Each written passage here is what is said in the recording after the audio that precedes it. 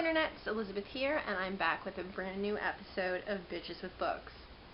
This week we'll be talking about one of my absolute all-time favorite books, The Poisonwood Bible by Barbara Kingsolver. I'm not gonna lie, this book kind of revolutionized my thought process. I read it for the first time when I was 17 years old, and I could not put it down. I think I spent an entire night, just start to finish, reading the entire thing when I'd only been assigned the first 13 pages or something like that. It really changed the way I viewed how America's foreign policy was viewed in the countries in which that foreign policy is taking effect. And in a lot of ways it inspired me when I went to college and I got my degree in anthropology as well as in English literature.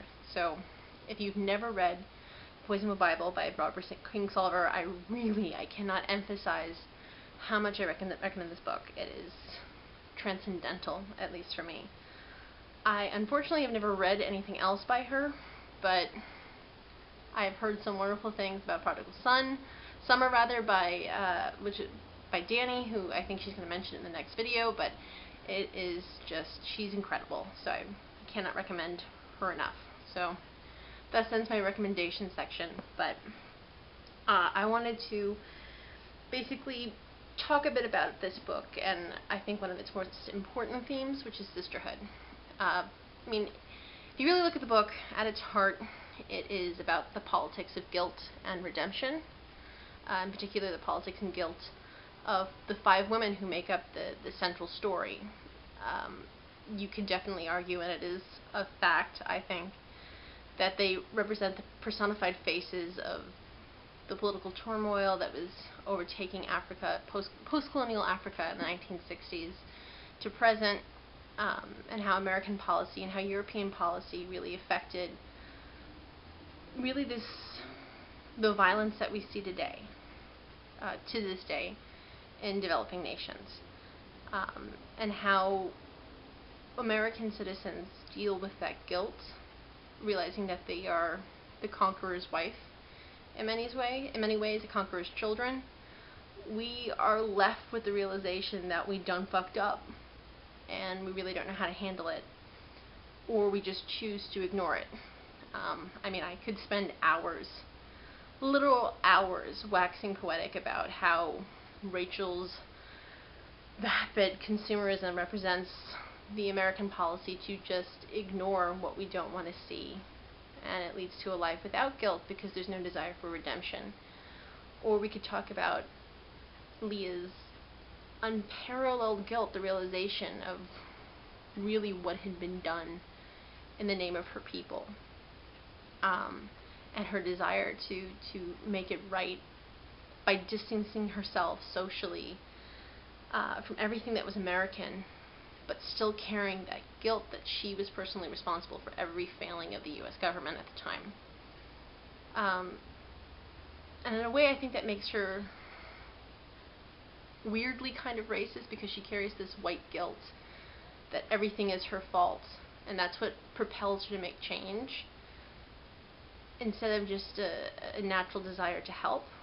I feel that's why I've always been drawn to Ada's character, who is the most perceptive of all the children and all the characters. She sees things backwards and then forward, and she understands instinctually that life matters, that all forms of life matter, and that there's a reason for everything that has occurred, whether she recognizes that or not.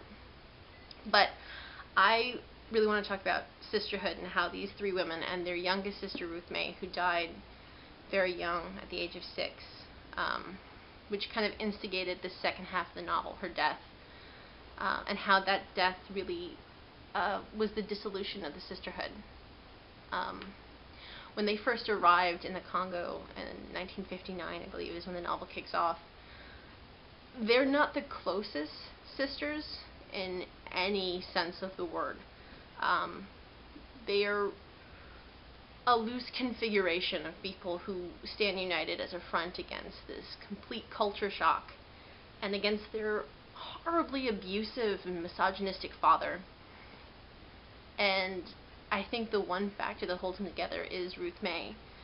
And Ruth May is the personification of innocence, and she has certain internalized racist thoughts, as we see from her sections of the book, but it's so innocent that she doesn't even understand them, and she kind of loses them throughout her section of the novel. She is so wise in her innocence that it binds the family together, and her death destroys any notion of sisterhood.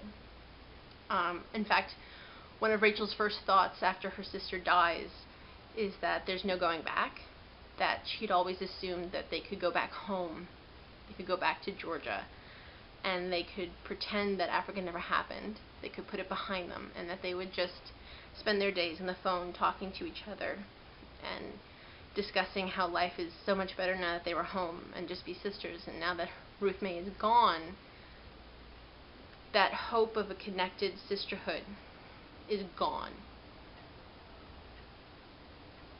And immediately thereafter, the three sisters go three separate paths. Rachel goes to South Africa and continues to embrace this hedonistic, racist colonialist thought process. She becomes conqueror. Leah marries Anatole and willingly takes on the life of the conquered, but fights against it. And she has this unique status where she is both conqueror and conquered. And Ada returns home and becomes first a doctor and then a medical researcher, who in a way truly understands, through her understanding of viruses, how life works. If you can understand what I'm saying here, she